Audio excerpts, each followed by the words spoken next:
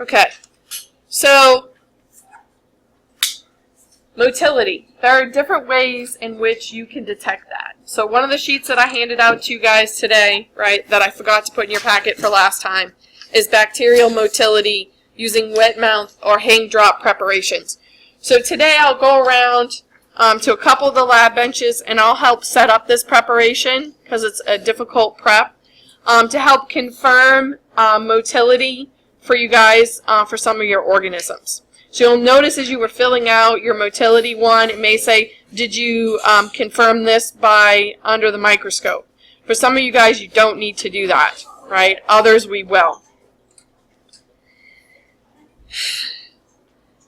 So how are bacteria motile? They're mostly motile by flagella. So for flagella, once you guys figure out what your organism is, you could go look up and find out how many flagella it has if it's motile and how they're arranged. We're not going to do the special stain.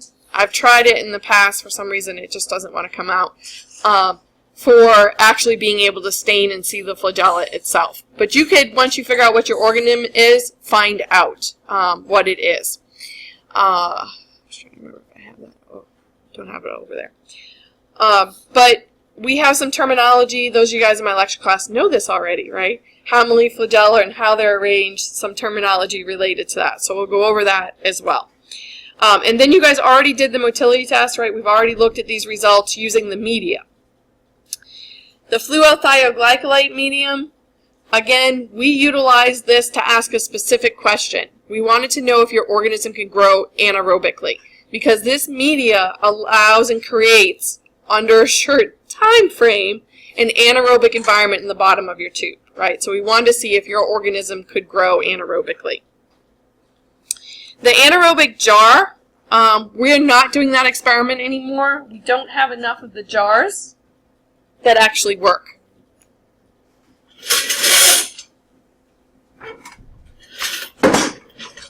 So, unfortunately, they're like stashed on the bottom of the floor. So this is an anaerobic jar, right, where you could create an anaerobic environment inside the jar. So I have pictures, and we'll talk about and discuss, and you guys still need to know about this, but we're not actually going to do it. And so that's the bad thing about me walking away from my microphone. So this one, notice it says read and in-class discussion. We won't actually perform this experiment, the anaerobic jar. So as it relates to arrangement of the flagella, this is the terminology. Monotrichous, which means one at one end, which is sometimes why you see the word polar as well, right? So they may say it has one polar flagella. Amphitrichous, amphi meaning opposite, there's one at either end. Right, so one flagella at either end, so it has two total flagella. Lophotrichous refers to multiple flagella at one end or both ends of the organism. Peritrichous means completely covered in flagella, right? And so some of you guys have organisms like that. If we were to look at it, they look like scary cousin it. So here are some pictures related to that. So notice that shape-wise, the reason why we can have ends is typically ones that are motile by flagella tend to have, what shape is this? Bacillus, rod-shaped, right? And so this one's covered in flagella, like E. coli is, right? And some of the ones that you guys have, right? And so what's the terminology for this one? It's completely covered, peritrichous. Peritrichous. This is just one, so it's monotrichous, or polar. And then what's the shape of these two guys down here? Notice it has spirillum. This is not a spirochete. Spirochetes, it's much more tight, right? Almost looks like a ziggy line under the microscopes. These are probably electron micrograph pictures. These are probably under the microscope pictures. Regular straight light microscope, bright field microscopy. Using that special stain so that the thickness of the flagella is increased so you can actually see it. So for this one, you can see that there are multiple flagella at both ends. So this one would be, this one's the LOFO. And again, it could be just at one end, a clustering of flagella. And this one is one at either end, so it's amphi. So for a wet mount, you would just put some water on a slide, right? You'd add your bacteria to it and add a cover slip. This one is really hard to actually see the motility, this particular preparation. The hang drop slide, although it's a little bit more work, I find it's worth the time because it's much easier to visualize the motility. So for that one, what we'll do is we'll take a cover slip and we'll put a drop of water on it and we'll add the bacteria to it. And then we're going to use a special slide called the depression well slide. And on the edges of that slide, we're going to apply some Vaseline that's going to create as a sealant, almost like a glue. And we'll flip that slide over and use it to pick up the cover slip. And then we flip it over. So what you have is the cover slip, right, hanging down from the cover slip is the drop of water that you added. And sometimes it'll even come in contact with the depression well, right? So you'll get this section where you'll get air bubbles, but then you'll actually have your suspension, right, and your cells within that suspension. And the easiest thing to do is to focus on the edge of that, right? They'll tend to go to the edge of that droplet. And of course, we have to go all the way to oil immersion. So unless you're very careful and good at focusing, you'll squish it, right? And then you don't have an edge to focus on. So it's a really tough technique. As I said, I'm going to do one at each lab bench or at least a couple today. And when I call you over, these preparations don't stay good long. Definitely take a look at this. It's really cool to actually see it live, the motility. And what I want to say? We're going to decrease the light, right? Anyone know why we're going to decrease the light? One of the reasons why we got to do that is to help in the visualization, because most of the bacteria are transparent, right? So you can't see them. And under bright conditions, right, the light just blurbs them out, right? Whenever you give a kid a flashlight, the first thing they do is what? They shine it right in your eyes, right? You can't see a darn thing, right? It's just too much light. And so we'll decrease the light under that condition because we're not going to stain them. Because if we stain them, what would happen to them? They would die. And do dead bacteria move? No. And what do we want to see? Movement, right? Or in the case of a non-modal, that it doesn't move, right? So yeah, we have to employ a little bit different microscopy in order to help visualize these guys. So this is a tough technique, right? And so we'll work on it. With these techniques, too, there are some complications you can run into. So this is the chart that I gave you. So if we put too much bacteria in that droplet and they become crowded, if it is a motile organism, will they be able to move under these conditions? Probably not. Because of that, you may not see them move. You may not recognize that you have too many bacteria, and you may record this as what type of result?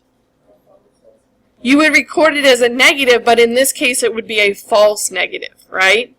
And again, if you didn't notice that you had this complication, you could have inaccurate results. So it's one of the limitations of doing this type of test to determine motility. So if it was a non-motile organism, would this stop them from moving, being crowded? No. So would this have any effect on your results? No, right? You really just got to look out for this if you have a motile organism, right? It's going to give you some inaccuracies. No, because if they're crowded, they're not going to be able to move, right? So it would seem like they're non-motile. Right, but they are non-motile. If you have a non-motile organism and it's... But you don't know that when you do the test. Right, right. So if it's non-motile and you record it as negative, no big deal. Really has no effect on your experiment because you actually ended up with the correct result despite the fact you had the complication of being too crowded. The problem is if you don't recognize that it's too crowded and it actually is a modal organism, and you don't see them moving and you write negative, then you have a false negative. Right? That's inaccurate because of this complication. Does that make a little bit better sense? I'm still stuck on it. It feels like a false positive. It could be a false positive. False positive would mean that it looks positive even though it shouldn't. So in this case, this is good though, in this case, will being crowded make them move? Well, it looks positive. It's not wrong. For motility, you would say negative. Negative. Okay. Hopefully it'll sink in. Let's go to the next one. So the next problem. If a cell attaches to the slide, will it allow them to move? Maybe, but it'll affect, right, how you see that motility.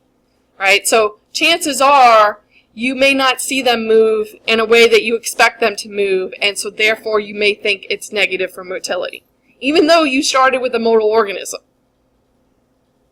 So in this case, again, it's another false negative, right? So these are things you got to look out for. You don't want it too crowded. You don't want them sticking to the slide.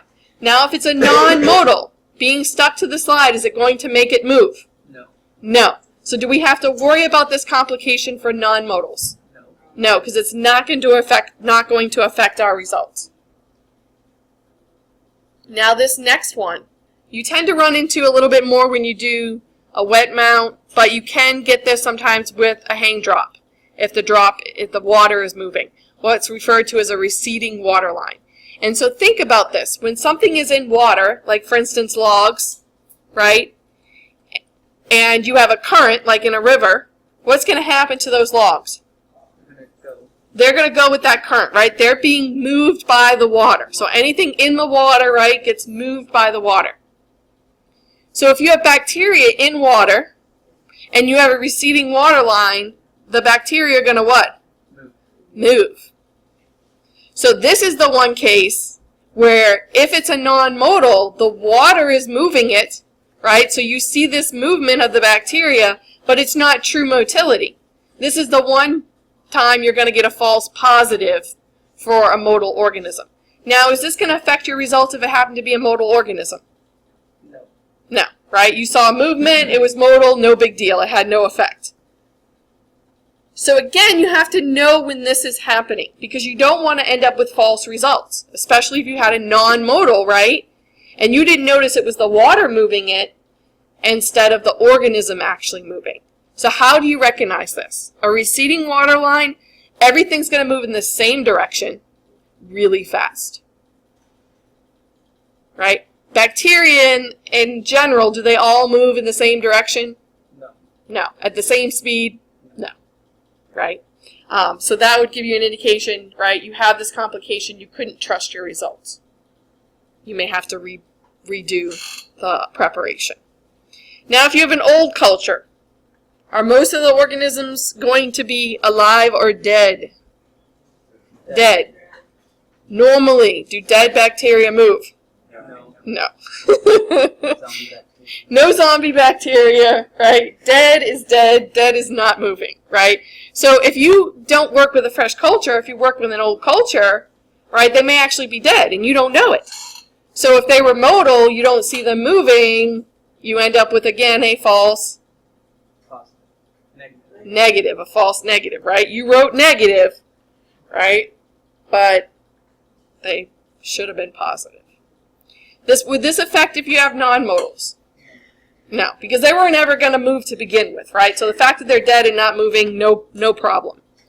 So what do we got to worry about here, right? We got to worry about a receding water line because it may give us a false positive, actually make non-modals look modal. If we have a modal organism, we don't want to crowd them so they can't move.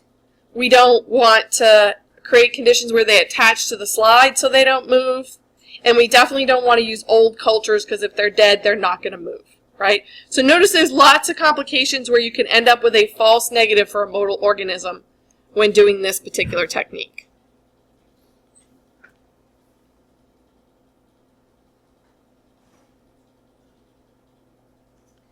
So I have some YouTube videos. I also just posted a whole bunch of links in Canvas for you guys. I'm going to show you 2 of them, which are probably these 2. Let's see if I click my links if they'll go.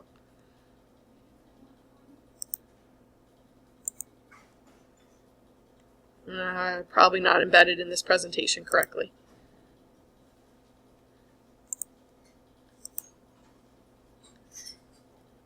Open hyperlink. See if that works. Yay! Okay.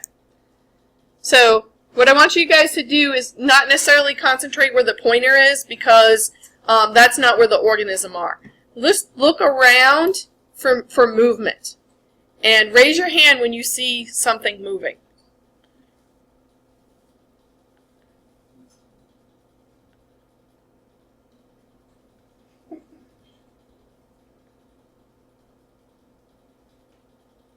Alright. Oops.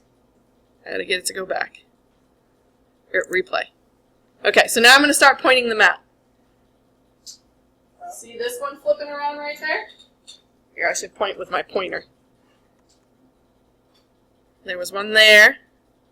I think there's one over here. Yeah. They're kind of somersaulting. They're rods. There's one. Oh, there's one right there. You see it? There's, I think, one over here. Right? So that one, let me close this down.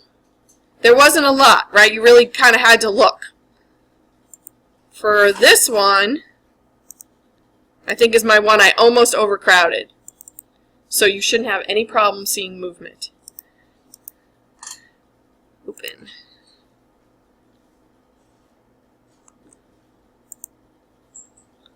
Right? They're all over the place. It's like a dance party. Right? So just try and concentrate on one. Right? You see them kind of flipping around. Right? This is almost too crowded. And I have, Are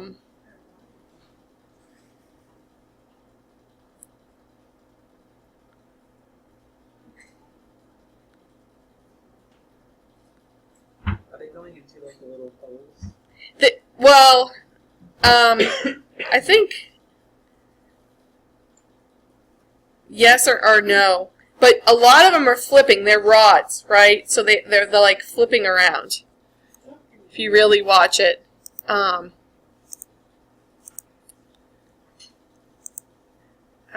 There's no audio for those, except for like my students talking in the background. I'm like, I'm trying to record here, y'all. If you keep talking, it's on the recording. Yeah. So, here, I wanted to go to our canvas. Here's our canvas. So, motility videos. So, yeah, these are my 2 that I just showed you. Oh, my new one is here. So this is one I did this summer with my STEM kids. And this one's really cool because this particular one is a bacillus that forms chains. And it's unfortunately right here under the pointer, so I'll move it in a second and you'll see it. Oh, there's one, which I actually think are 2. You see them flipping around? And you see this whole chain kind of just swimming along? And then there's one by itself spinning around. But this one's really cool. It looks like a little train. So who knows? Maybe we'll see something like that today. I was pretty excited about that one this summer. The things that we get excited over, huh? Ooh, I think, oh, okay, it opened in. So this is an animation that talks about the mechanisms, and these are some other ones that you can take a look at. This one shows you a phenomenon, another thing that we need to be able to distinguish, which isn't always easy, is, oh, that one's really short. Replay. This is just see how they're kind of vibrating? They're not really like flipping around or moving like we saw the other ones. This is Brownian motion. This is that random collision of molecules right? So see how it's more of a vibration thing? Do you guys see that?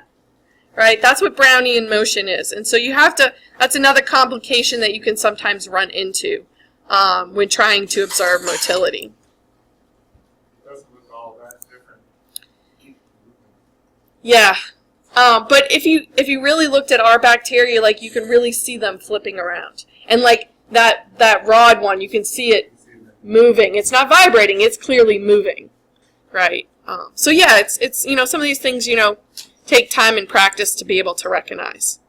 So I'll help you guys with that. Hopefully we'll get to see some cool stuff. I might even have my camera, if we get a good one, take another quick video, add to my collection. So those are there for your enjoyment. Right? So we define Brownian motion, right, as that random vibration of molecules due to thermal energy. And so one of your questions too is,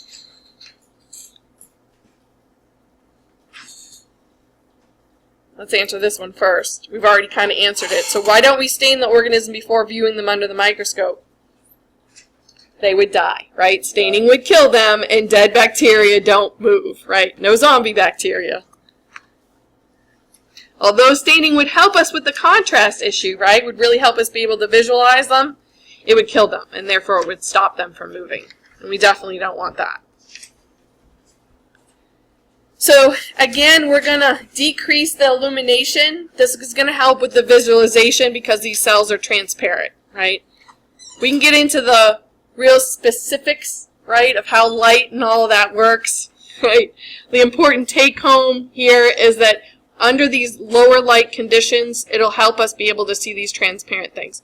So one of my best analogies too is that, you know, the kid sliding in the flashlight and it being way too bright. And then there's also the condition of your room, right, at night, depending on how much illumination, you end up with a lot of shadows and stuff like that. Like, I prefer pitch dark. Shadows freak me out, right? I'm afraid it's a ghost or something. But I'm not a nightlight type person, right? Night lights, you get those shadows, right, under those light conditions, right? If you don't have the best vision, too, you're like, what is that? Right? But in this case, those shadows and those low light conditions really help us in the visualization of the organisms because of their transparency, right, under those low light conditions. So, these are some analogies that Peter has set up, so I'm going to skip over it.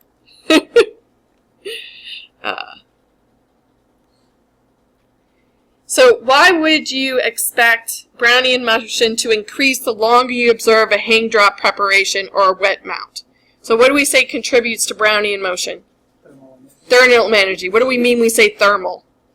Heat. What? Yeah, what on our microscope generates heat? The light, right? And especially the light bulbs we use in these older microscopes, they're, what's the word? No.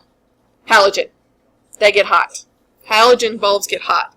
The newer microscopes, the nice thing about them is they're LEDs. That's the only nice thing. They don't get hot. But those microscopes have other issues. Which is why I avoid them in this lab. So now the motility test, right? What we did with the actual media. So is this media solid? The answer is no. It's what we call semi-solid. If you were to be able to touch this and compare it to the stuff that we have in our slants or our Petri dishes, you would see that this is much softer. And the reason for that is going to allow the movement of the bacteria through the media. If it was solid as we use in plate media in those slants, it would be really hard for it to move. We need spaces between the agar that help solidify so that they can swim and move. Of course, the ones that are non-modal, where you stab them, they stay.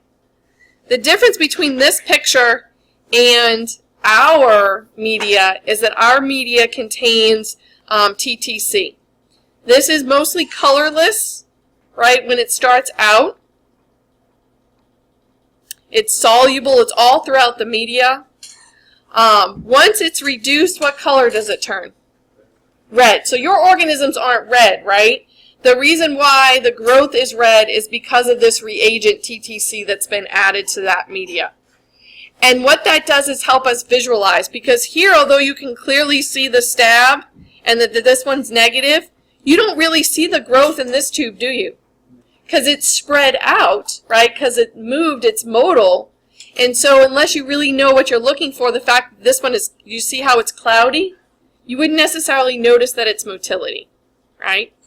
So we use the media that contains the TTC so that hopefully, right, you have this somewhat of a tornado effect. And what we mean by that too is that when you turn your tube 360 degrees, right, you should have motility all the way around, right, that fuzziness all the way around. Where you can see that it's spread out from where your initial stab was, right, your initial inoculation. And that was why it was important that you went in, right, and pulled it straight back out. And you only did that once. But you guys all did a really great job. I must be getting better at teaching this, or I just got a good group. Right, you guys did a great job. So once this becomes utilized by the organism, once it's said to be reduced, it becomes insoluble. Why is that important? What does soluble versus insoluble mean anyways? Soluble means it'll dissolve in a solution, right? Insoluble means it won't, right? So, for instance, sugar, right? When you add it to your iced tea, it's usually not very soluble. Again, it's the heat that usually helps get that into solution. But iced tea, right, if it's not already pre-sweetened when I go to the restaurant, I say I'll pass. Because it's hard to get that sugar to dissolve, right? It'll just settle out, right, in the bottom of your glass. So here, when it's insoluble, same thing. It's going to kind of stay put. It's not going to go into solution. So the important thing is that once the organisms interact with it, it stays where the organisms are because it becomes insoluble. Make sense? So this is an indicator that helps us see where the growth is in the tube of our organism. It really helps us with the visualization. So it becomes red, it becomes insoluble, helps us see exactly where your organism is growing. So we need to turn this down here. See, we don't have a water.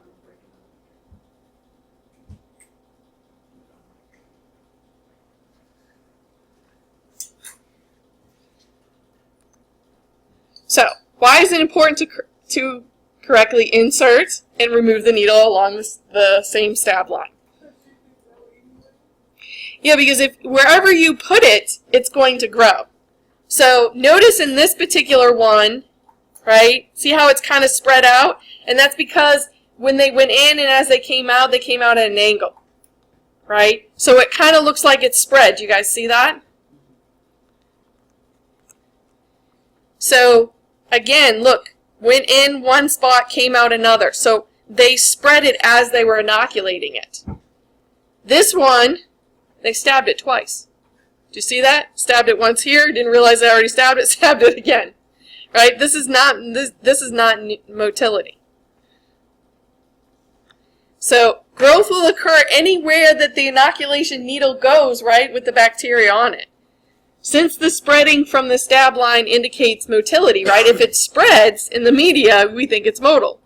But if you do a bad job at stabbing it, right, and you don't recognize that that's what went wrong, that you made that mistake, then you might confuse that for motility. So what are some possible ways you might end up with a false positive or false negative result? Well, a bad stab right there is an example of a false positive, right? The organism is non-motile, right, but it looks positive, right? And again, this has to do with how you perform the test. What if you do a crappy job? So here, right, again, when you look at it one way, but then you look at it this way, again, it looks like they're spreading, right? And there's actually one organism that kind of does that, and it's not a technique issue. But again, it's only on one little section. If it's motile, it would spread all the way around that stab, right? 360 degrees.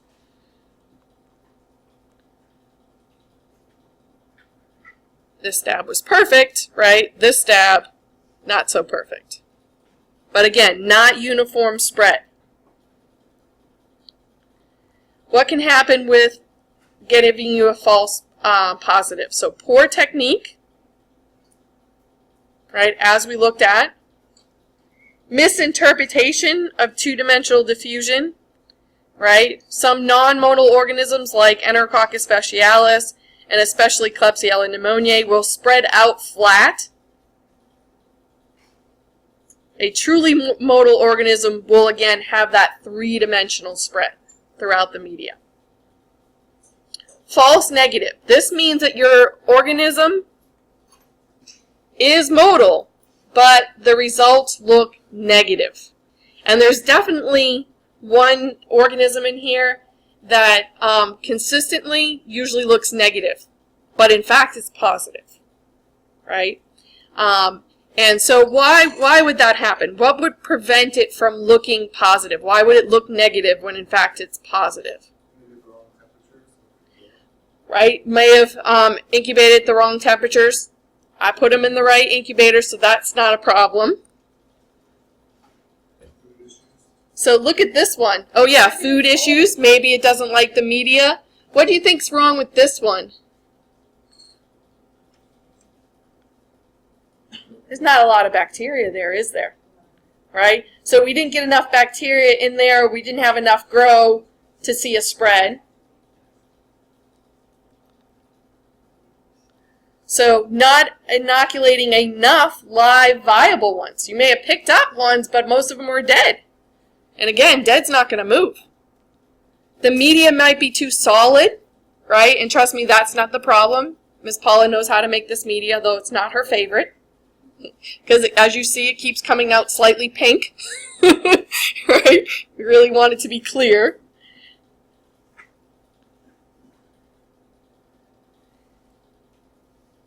Although as it ages, it does dry out. And again, we don't usually use stuff that's too old. We get rid of it. So usually the issue is not enough live bacteria or not enough bacteria.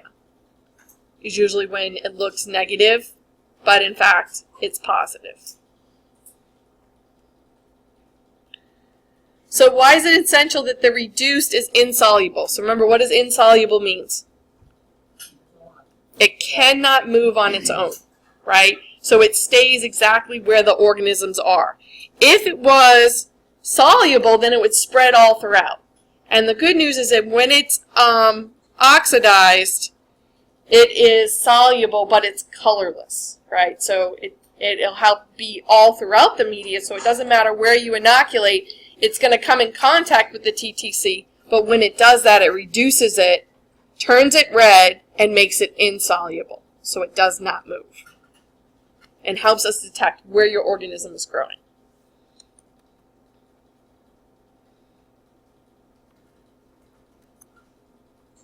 So why are we doing this? We want to know, is your organism modal, right? So we got to make sure that we perform the test correctly, right? We've got to record our results for you guys. You did drawings and hopefully descriptions of what you saw. And then we need to interpret that. What does that mean, right? It probably means your organism has flagella, right? And once you guys figure out what it is, you can figure out how many and where they're located. So the next media we utilized is the fluorothioglykylate media. There is sodium thioglycolate and L-leucine in this media. Why is it there? What does it do? Right, it reduces oxygen to water. It takes oxygen out of the equation. The whole purpose of this media is to create an anaerobic environment in the bottom of that tube. So another thing that helps, and especially helped as you saw and looked at Euntis's tube, you could really see where it was inoculated because there's a little bit of agar in this, right? This wasn't straight up broth. There was a little bit of agar. Why do we have that in there? Other than it will help suspend and you can see where the growth is happening, what else is it going to affect? Oxygen diffusion, right? As the oxygen, because remember these are not sealed tubes, right? The caps are loose. And so over time the oxygen will come into these tubes. In these tubes, you can't see oxygen gas, can you? So there is also an indicator that turns pink in the presence of oxygen. Right? So notice this little pink layer in this picture. I remember when you guys were getting ready to inoculate your tubes, I was like, make sure you have a little pink layer, right?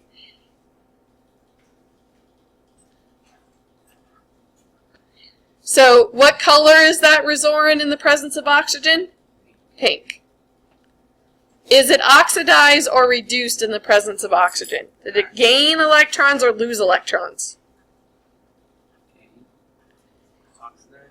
Yeah, it So lost. lost. Lost, right? It becomes oxidized. It loses electrons.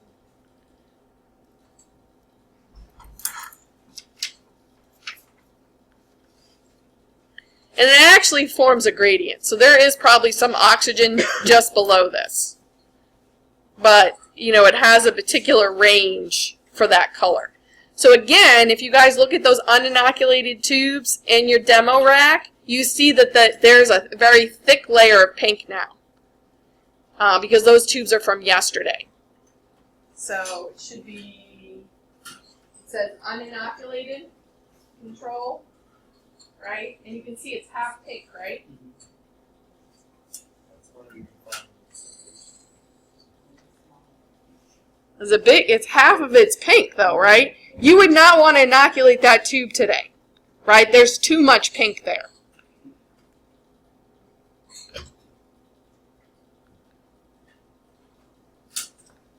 So why is there a colored band? Because that lets us know where the oxygen is.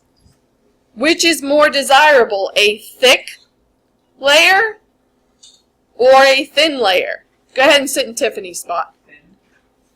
You want thin, right? Because again, the whole purpose of this media is to create what type of environment? And anaerobic. Anaerobic. If it's pink, what type of environment is that? Aerobic. Aerobic. And that's not what we want. So I guess when I was going through that, I put thick so that you have enough to show the micro and things like that. Right. But if it's too thick to start out with, as you incubate it overnight, the oxygen would diffuse through the whole tube. Do you guys understand this question he's asking? Right? He said he thought thick would be good. But that would mean, as these tubes are right now, there's a lot of oxygen in them. So if we incubated them overnight, by tomorrow, that whole tube is going to be full of oxygen. So then we're going to think that that organism grew anaerobically, right? Because it's growing at the bottom of the tube. No, the problem is that oxygen got all the way through the tube because the media was too old when we started. Make sense? Okay? And so again, this is one of the reasons why those of you guys who are supposed to stay in that oxygen zone, I stuck them in the refrigerator to try and get them to stop growing. Right? But the oxygen continued to diffuse. And I think the problem with yours, Robert, is that I think under certain conditions, yours maybe can even grow anaerobically. So once you find out what that one is, I'm going to have you do a little extra research on it.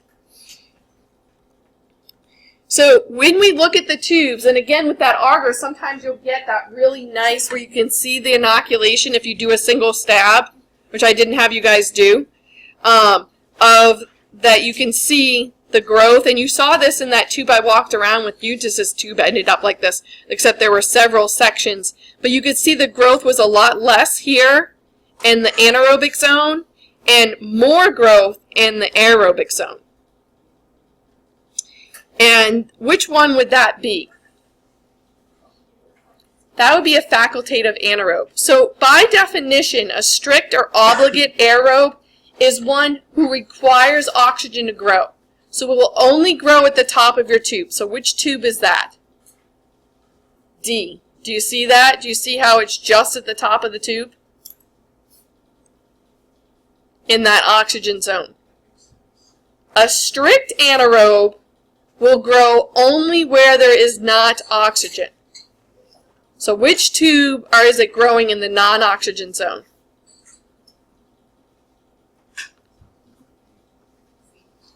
C. So C, you can see the oxygen zone. It's pink. There's no growth there. But you can see growth in the non-oxygen zone. You see that fuzziness there? This is C. That's a strict or obligate anaerobe. It can only grow where there isn't any oxygen. It's weird because it gathers so much close to the oxygen. Yeah. Instead of all the bottom. And again, that's because this picture was taken the very next day, where yours have gone all week. A microaerophile, what does micro mean? Little. So they need a little bit of oxygen. Where would there be just a little bit of oxygen in this tube?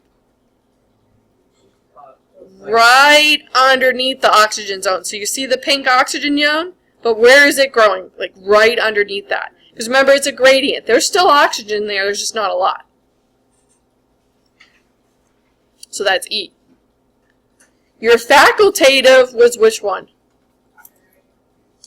B, right? This is where it's definitely going to grow better in the oxygen zone, but it can still, right? It's an anaerobe. It can still grow without oxygen. And that's what most of you guys' organisms are. There's one organism out of the ones I handed out that is an aerotolerant. It will grow evenly all throughout the tube. And the reason for that is it can, and it does, grow anaerobically. But the reason why a strict anaerobe doesn't grow in the oxygen zone is it's killed by oxygen. Whereas the name implies for aerotolerant, it can tolerate oxygen, right? So it can grow in the presence of oxygen, as you see here, but it's not affected by it positively or negatively. Where, what do you think, what type of effect for facultative anaerobes does oxygen have? Is it a positive or negative effect? Is the growth more or less? No. More. So it's a positive effect. Facultative anaerobes, facultative means change. They can grow aerobically when oxygen is present. When it's not, they can still grow. So as you can imagine, keeping them happy in this lab is very easy, right? When there's oxygen, they'll grow like mad, right? When there isn't any oxygen, which is rare, they'll still grow. So how does this all factor in? Why is this important, right? So breaking down organisms to get energy, catabolism, what we do, and what most of the microbes that we talk about do, is they're breaking down molecules to generate energy. How they do this depends on whether they need oxygen or not, right? So catabolism, right, is that breakdown. And I always remember of a cat, right? Cats are really good at destroying and breaking apart things, right? Catabolism is breaking things apart and releasing that energy. So there are three aspects or pathways you probably hopefully study in your biology courses, right? For breaking down carbohydrates, sugars are the very common source of energy, right? That breaking those molecules and getting energy. Glucose being the most common that we talk about. The same is true for microbes, right? They break down glucose just like we do. So they utilize a process very similar to what we do, known as glycolysis, where they can break down glucose, right, and generate lactate. That can enter into the Krebs cycle, right, or also sometimes known as the TCA or citric acid cycle. And this can break it down further and produce carbon dioxide. Oxygen is used as the final electron acceptor, right? And so therefore, that's done in the electron transport chain. So for aerobes, it's the oxygen that's needed for this process to continue. For anaerobes, they're using something other than oxygen. And then some of them are doing a process that we know as fermentation. So remember, ATP or GTP, these are our storage molecules, our currency of our cells that store that energy that we get from the breakdown of things like glucose. So in glucose, a small amounts produced at what we call substrate level. Right at that enzymatic level, you produce a small amount of ATP. But most of it is from the continued breakdown through the Krebs cycle, where the electrons are then carried to the electron transport chain. And this is where a large amount of the ATP is produced. This is referred to as oxidative phosphorylation, referring to the loss of electrons. not the fact that for aerobes that you're using oxygen, right? Oxygen is accepting those electrons that they took from glucose. If you're an anaerobe and you're doing anaerobic respiration, you have an electron transport chain. Usually you're just not using oxygen as the final electron acceptor. You're using some other molecule. Still with me? Okay, so that's that major difference there. Some organisms don't have the ability to use the Krebs cycle or electron transport chain to generate energy. Instead, they use strictly glycolysis and a couple extra steps that put it into the category that we know as fermentation. Right? A lot of the organisms are fermenters, and we're going to be looking at, and you'll be reading about for your homework, these different types of fermentation. And so common byproducts of fermentation, because of the changes they have to make to the lactate to get back their electron carriers, they convert the products into alcohols, gases, and acids. And we can detect acids, and we can detect gases under certain circumstances, and we can detect the presence of alcohols and know what these organisms have done. And that's what a lot of the biochemical testing that we're going to look at next week is going to be looking at, products of fermentation. So, as I said, for aerobic respiration, they're using oxygen, they're forming metabolic water. These are some examples of some anaerobic, right, where this one's using sulfur to accept electrons and producing sulfate and then converting it to hydrogen sulfide. Others make ammonia, others make nitrogen gas. So this is a sulfur-reducing microorganism that's found in rotten eggs, in swamps, and sewers, right, some well water, and again that has that sulfury smell, right, because they're utilizing sulfur as their electron carriers. Denutrifying bacteria, ones that actually take nitrogen out of the soil, again, are not necessarily good to the environment because they're removing nitrogen and adding it back to the atmosphere. But we actually need nitrogen in the soil for plants to take it so then we can get it. So, sewage treatment, we actually use microorganisms to break down, right, sewage and to treat it. So that's an interesting cycle to look at. The bottom line, if organisms grow in a media that contains sugar but lacks compounds necessary for anaerobic respiration, then they have two choices. They can grow well and quickly via aerobic respiration if they can, right, if oxygen is available. They'll grow poorly or slowly via fermentation without oxygen. So in the case of your facultative anaerobes, when oxygen's there, they're doing aerobic respiration. When it's not there, they're actually fermenting, and so they're producing less energy, and so they grow less.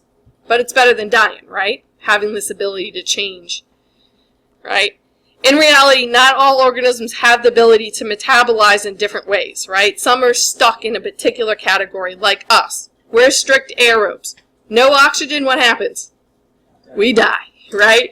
Anaerobes, they only can grow without oxygen because oxygen is actually toxic, right? One of the tests that we're going to look at is for seeing if you have the enzymes to protect you against oxygen, right? So life on the planet originally evolved in the absence of oxygen. And it wasn't until some organisms evolved and produced oxygen that ones that utilize oxygen could exist like ourselves. So as I said, we see different patterns in our tubes depending on our organisms. And we really only have three choices in this lab. We either have a strict, what? Aerobe for tube 1, right? Tube 2, strict anaerobe, which we don't have. It's too hard to create that environment to keep them happy. Our microaerophiles, again, too hard to keep them happy. They would be just a little bit right below the oxygen zone. Obligate anaerobes, right, is that tube 2.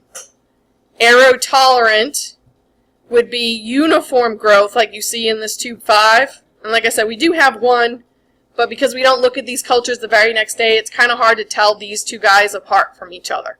But most of you guys that have growth throughout your tube are probably a facultative anaerobe. You may notice more growth at the top of your tube. But again, oxygen is diffused pretty far. These have been growing for a week. So it's really hard to tell. Why is it important that the media be fresh? Right? What are we trying to create? Anaerobic environment for those FTM tubes, right? We want an anaerobic environment. So who would be affected negatively if the media was too old, which means that there's lots of oxygen, like that media we have right now? Who's not going to grow? Those anaerobes aren't probably going to grow, right? There's just too much oxygen there. It's going to choke them out. Who would be happy about that? The strict arrows. The strict arrows would be like, sweet, plenty of oxygen. We're happy. We're going to grow through this entire tube. I'm going to screw up your results.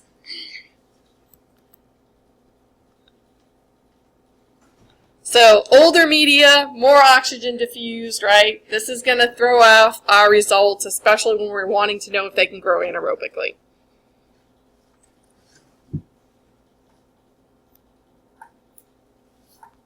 So who requires oxygen for their metabolism? Strict obligate aerobes. Are anaerobes using oxygen? No. So for all the rest of these, notice they have anaerobe in their name. Do they require oxygen? No, no, no, no. Sorry, forgot about my microaerophiles. These guys are a yes, right? Microaerophile, the difference is small amount of oxygen. Almost forgot about those guys. Can they grow in the presence of oxygen? Well, obligate aerobes have to have oxygen, right? So yes, they'll grow. Strict anaerobes, will they grow with oxygen? No. No, it'll actually kill them. Microaerophiles? Yes. Yes, but again, small amounts of oxygen. Facultative anaerobes, can they grow in the presence of oxygen? Yes. Yes, and they will grow quite abundantly at that.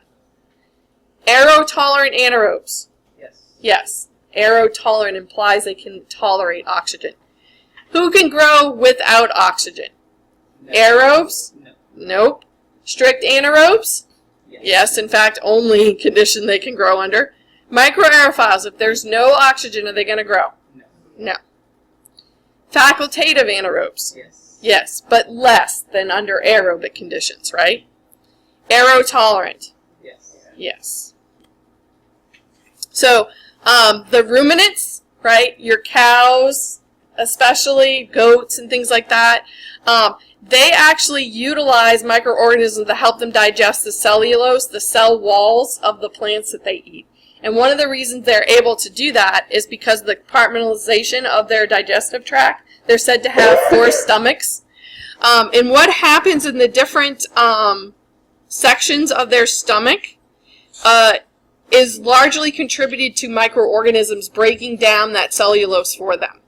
And so these create environments for that to happen, for fermentation. That's why they're very smelly, right, and yucky, right? But it's an important process that they can do that we can't do, right? We don't have this complex digestive system. So as I said, they're sometimes named as 4 different stomachs. So they have the major large component known as the ruminant, and then the reptilium, and the obomasum. I should be able to say these better than I can, right? And then the 4th one here. And different processes are happening in those different sections. And this is also why, as a veterinarian, if you go to give antibiotics to a cow, right, the farmer will freak out, because if you kill off the microbes in these stomachs, the cow cannot survive, right, because he's dependent on this symbiotic relationship between the microbes breaking down its food to its survival. So, very important stuff. So why are we doing FTM? We want to know, can your organism grow anaerobically or aerobically? We have to make sure that we have fresh media, that we perform the test correctly, and then we record our results, right? So you recorded, did drawings, right? Wrote in your words as to what you saw for the growth. What does this mean? Is your organism utilizing oxygen? Is it not? So for the anaerobic jar, which we're not doing right, but we're discussing and you do need to know, I know you're here, Candy, and you're okay. I'll get you situated. Yeah, oh no. You're good. Okay, so what color is the methylene blue strip in the anaerobic environment?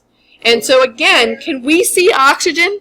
No. No, so we need some type of indicator. So for the anaerobic jars, we use methylene blue or a methylene blue tablet. So you can see in my jar right now, it's blue, right? That's because that environment is what? Oxygenated. It's aerobic. But under anaerobic conditions, if that was set up for anaerobic, it would be what? It would be clear or colorless or white, right? It would not have a blue color to it. But blue indicates aerobic. So this lets us know, for instance, if our jar sprung a leak, which is a problem we have with some of these jars. Their seals are not as good as they used to be. Some of them are cracked. So here's one set up, and as you can see that tablet? Is it blue? No, it's white or colorless. So this environment is? Anaerobic. It's anaerobic. So we can tell by looking at this. So it is anaerobic. Note, this packet was taken out of the anaerobic chamber and left in the lab exposed to oxygen like the one there. So it turned blue, right? Because it was exposed to oxygen. So hydrogen gas, from the reactions that are catalyzed in the gas generator envelope, so these little envelopes, we take them out, we put them in this jar, and a reaction happens. It releases hydrogen gas and carbon dioxide gas. The hydrogen gas combines with the oxygen gas in the tube and forms what? Water, right? And so that's, again, how we remove the oxygen from that jar. So you can see in this picture, what do you see? Condensation, right? So you know that that formation of water probably happened.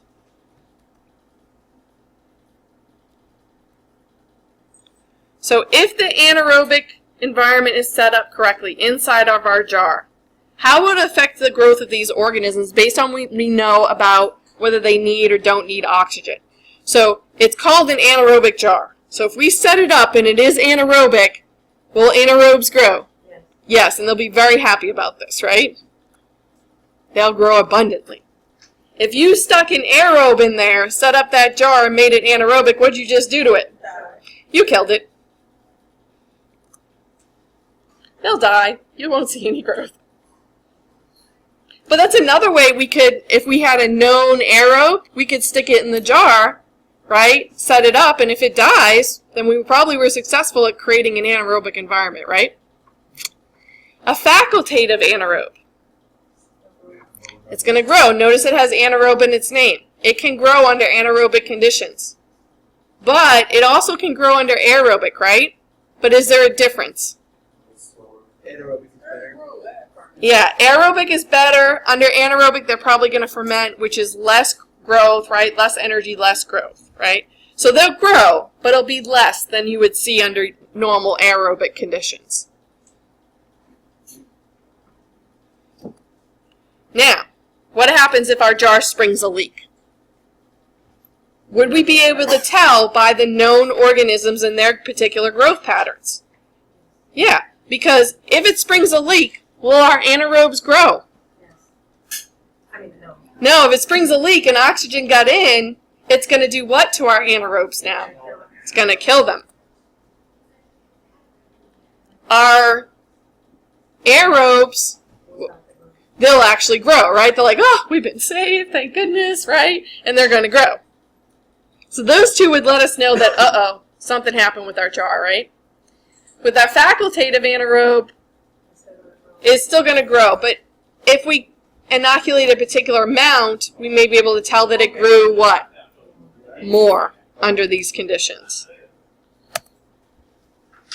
So this experiment instructs you to grow, and again, we're not doing it, organisms inside and outside. So inside, what type of environment? The jar? Anaerobic. Anaerobic. Outside the jar? Aerobic. Aerobic, right? So what is the environment inside the jar? Anaerobic. Is oxygen present? No. No. Outside the jar. Aerobic. Aerobic. Is oxygen present? Yes. Yes. So, growth would be affected, right? So, Pseudomonas is an organism that there is no growth in the jar, and it grows outside the jar. So, how would we classify this one? Strict aerobe. Strict aerobe or obligate aerobe. Clostridium sporogenes. Growth inside the jar, but not outside. Strict anaerobe. It would be a strict anaerobe. Everyone with me on that? Staphylococcus aureus. Grew inside and outside the jar, but we noticed distinctively more growth was seen Facultative. outside the jar. It says inside there, but it should say outside. This is your facultative.